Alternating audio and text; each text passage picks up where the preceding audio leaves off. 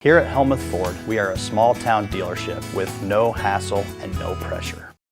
The Keokuk County Veterans Affairs Office in Sigourney wishes you the very best this holiday season. And please remember those that aren't with their families this year, as they are protecting our great country. For more information on Keokuk County Veterans Affairs, contact Michelle Herman, the Veteran Affairs Administrator, at 101 South Main in Sigourney.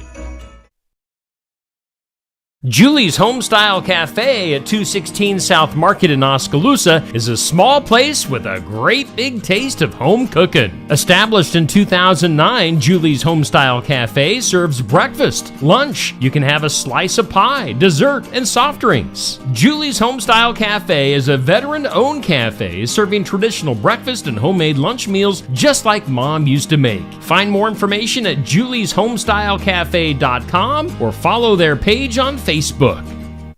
Let's glow crazy for the new year at Copper Lantern Sports Bar and Grill at 101 North Jefferson in Sigourney. We want to ring in the new year with a fun-filled glow party, 9 p.m. to 1 a.m. on the eve of 2025. Dress up and let's have some fun at Copper Lantern Sports Bar and Grill. Drink specials, music, jello shots, glow-in-the-dark games, and bring a snack to share with your friends. It's all happening New Year's Eve at the Copper Lantern in Sigourney.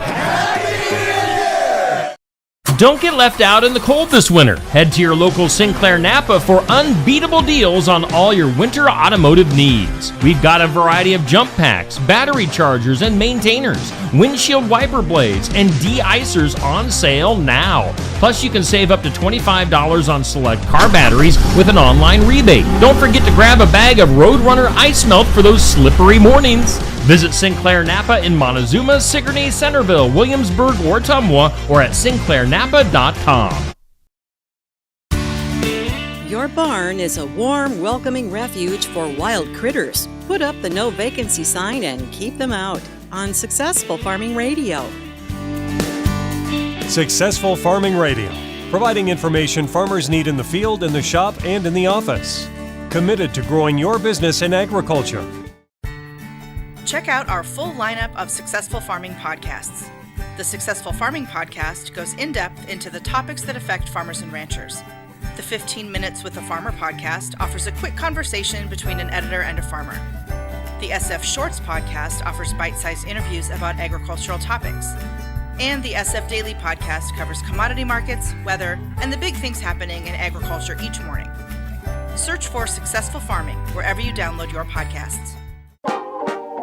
This year, American farmers will harvest 2.8 billion bushels of wheat and 15.1 billion bushels of corn.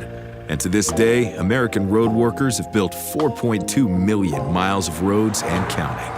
We're proud that John Deere machines rolling off the line here in the USA play a part in supporting Americans who work the land and build a better tomorrow. Nothing runs like a Deere. Learn more at johndeere.com/manufacturing. Raccoons, opossums, and other wild critters would love to snuggle up and spend the winter in your barn if the opportunity is there.